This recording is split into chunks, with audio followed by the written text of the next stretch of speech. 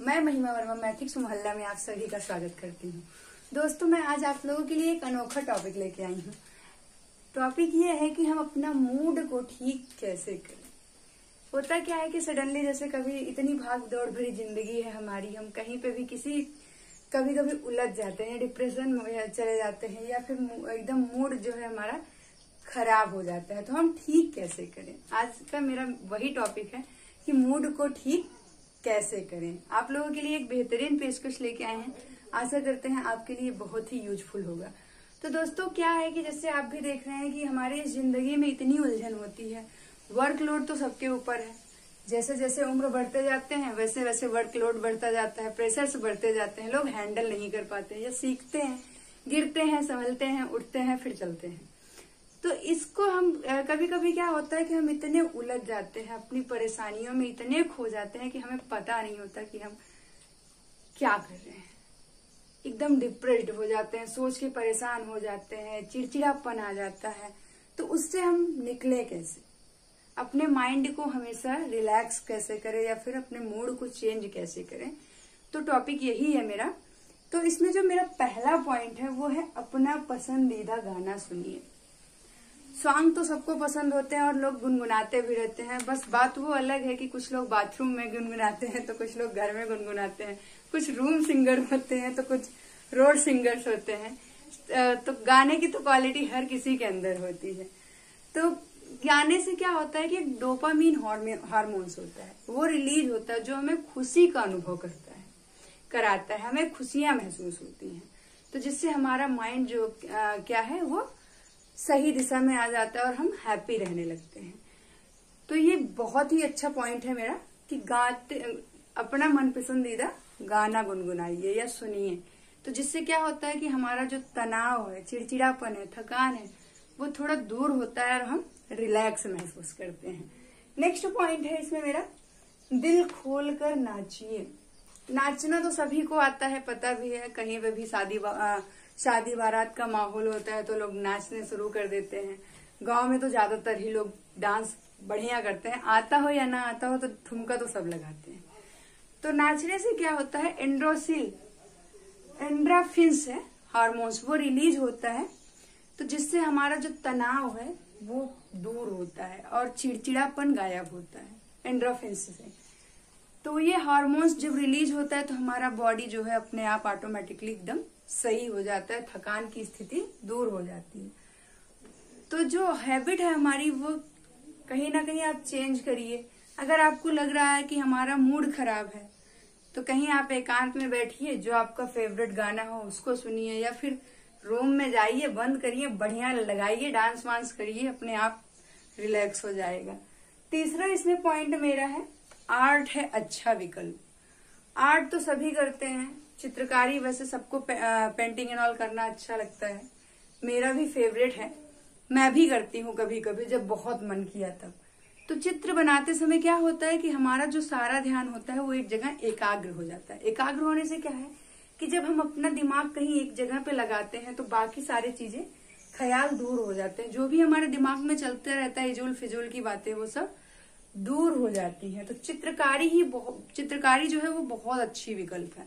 आप इससे अपने माइंड को डाइवर्ट कर सकते हैं, रिलैक्सेशन दे सकते हैं। तो अगर आपका मूड खराब हो तो आप पेंटिंग करिए, गाने सुनिए, नाचिए, गाइए, जो मर्जी आप कर सकते हैं।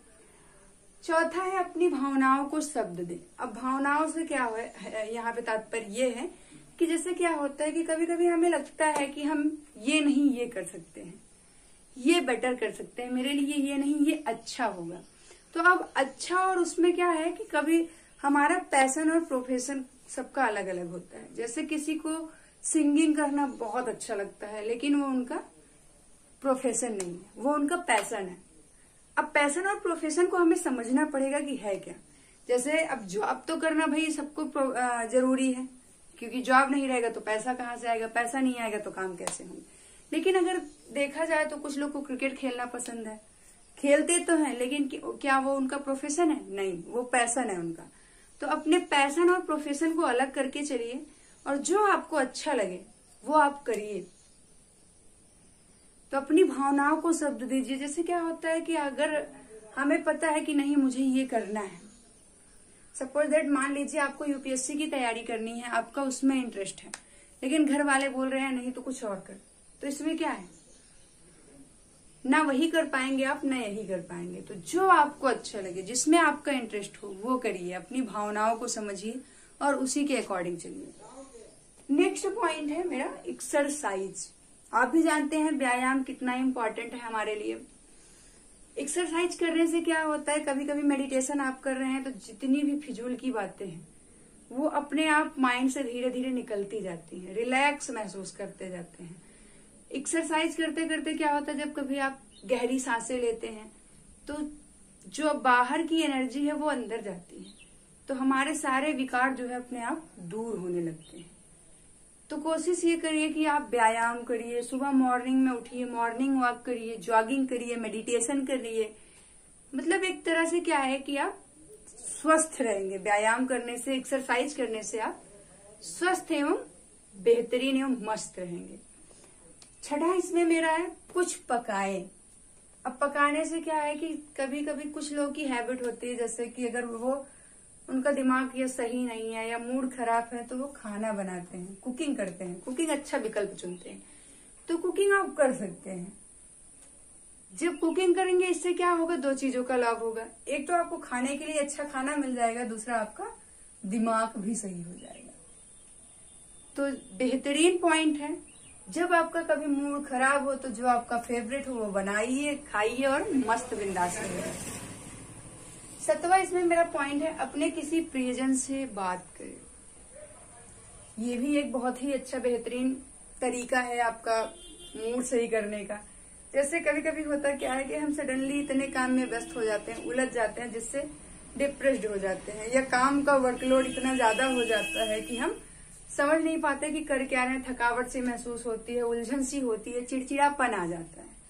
तो अब इससे क्या होता है कि थोड़ी देर के लिए आप उठिए, किसी को भी कॉल लगाइए, सपोज दैट फ्रेंड हो गए या फिर मित्र मंडली हो गई, या फिर आपके रिलेशन में कोई है, रिलेटिव हो गया, या आस पड़ोस के लोग हो गए, जिनसे बात करने पे आपको अच्छा लगे तो आप बात करिए। जरूरी नहीं कि जिस पॉइंट से आपका मूड खराब है वही बात करिए, नहीं, आप कुछ भी बात करिए जिससे आपका थोड़ी देर के लिए दिमाग जो है उस टॉपिक से हट जाए जहां पे आपका एकाग्र था। तो ये भी आपका एक अच्छा विकल्प है, आप इसको भी अपनी मतलब आजमा सकते हैं, कर सकते हैं, इससे भी आपको लाभ निश्चित तौर पे होगा। 8वां है अपनी पसंद की किताब पढ़ें। पढ़ने की तो सबकी हैबिट होती है, आज की जनरेशन ही ऐसी है कि पढ़ाई के पीछे ज्यादा ही भाग रही है। माँ बाप है कि हमेशा वो बच्चे को 2 साल का हुआ नहीं कि किताब कॉपी पेंसिल पकड़ा के कोचिंग हो गया, स्कूल हो गया भेजने लगते हैं। तो इंटरेस्ट अपने आप पढ़ाई में आता जाता है लोगों का। तो अगर आपका मूड खराब है या आप डिप्रेशन में हैं या उलझन महसूस कर रहे हैं तो किसी भी कोई भी अपनी एक अच्छी स्टोरी उठाइए, या फिर किसी महान व्यक्तित्व की, जैसे स्वामी विवेकानंद जी हो गए, पीजे अब्दुल कलाम जी हो गए, या फिर आपके शंकराचार्य हो गए, या फिर महावीर स्वामी हो गए, गौतम बुद्ध हो गए, इनकी जीवनी उठाइए आप, जो आपको अच्छा लगे वो पढ़िए। पढ़ने से क्या होगा कि एक पल के लिए आप जहां पे थे वहां से दूर होके उस बुक में आ जाएंगे। अच्छा, इनके जीवन में ऐसा था, ये चल रहा था, अच्छा ये एपीजे अब्दुल कलाम का सफर कैसा था, वो कैसे इतने बड़े साइंटिस्ट बने, फिर साइंटिस्ट से राष्ट्रपति तक का सफर उनका कैसा था। तो जिससे क्या होगा कि हम उनकी लाइफ में चले जाएंगे और अपनी चीजों को भूल जाएंगे। तो ये भी एक बहुत ही अच्छा विकल्प है आप लोगों के लिए अपने मूड को सही करने के लिए। 9वां है मेरा, मतलब इसमें पॉइंट 9वां है, उन सभी चीजों की लिस्ट बनाइए जिसके लिए आप आभारी हैं। तो आभारी से क्या है कि जैसे आप कभी भी आप एकदम मतलब क्या है कि परेशान लग रहे हैं, तो आपको कुछ नहीं समझ आ रहा है, तो आप एक पेन उठाइए और डायरी उठाइए, उसके बाद आप बैठ जाइए।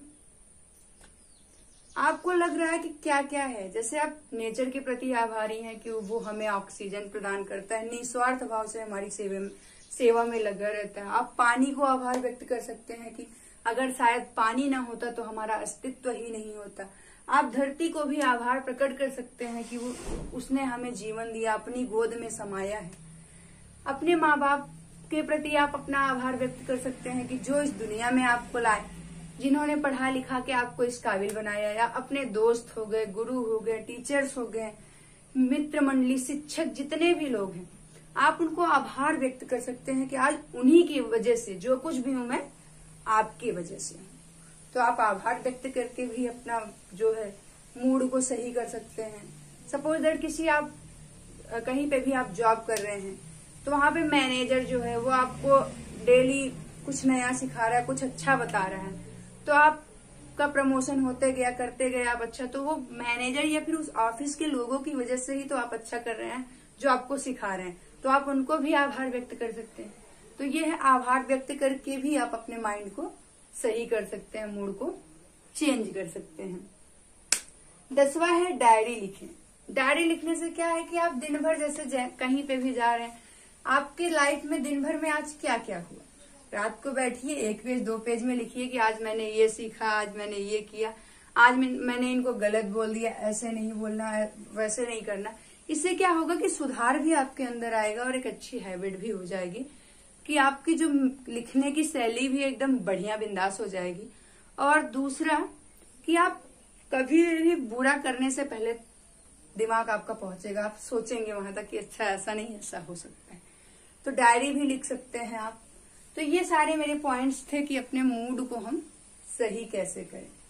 आप जैसे कभी कभी क्या होता है कि हम घूमने टहलने या कहीं पे भी जाते हैं, मान लीजिए हम कहीं पे गए हैं, अब ले लीजिए उत्तराखंड, मसूरी, नैनीताल। अब वहां का माहौल क्या है कि वहां पे कई नदियों का उद्गम स्थल है उत्तराखंड में। आप गए हैं, सपोज दैट ऊपर पहाड़ पे बैठे हैं, मान लीजिए गंगोत्री हिमालय पे आप बैठे हैं जहां से गंगा जी का उद्गम स्थल है। अब आप वहां पे देखिए, उधर से गंगा जी निकल रही हैं, उधर से चिड़िया का कलरव करता हुआ वो बिंदास एकदम मस्त नेचर, और ऊपर से पर्वत, कैसे ऊंची नीची चोटियां हैं, कैसे पानी आराम आराम से गिर रहा है, वो देखिए, फील करिए, महसूस करिए ना, तो आपको अपने आप नेचर ब्यूटीफुल एकदम नजारा बढ़िया लगेगा। तो माइंड को ऐसे भी आप शांत कर सकते हैं, ऐसे भी चेंज कर सकते हैं।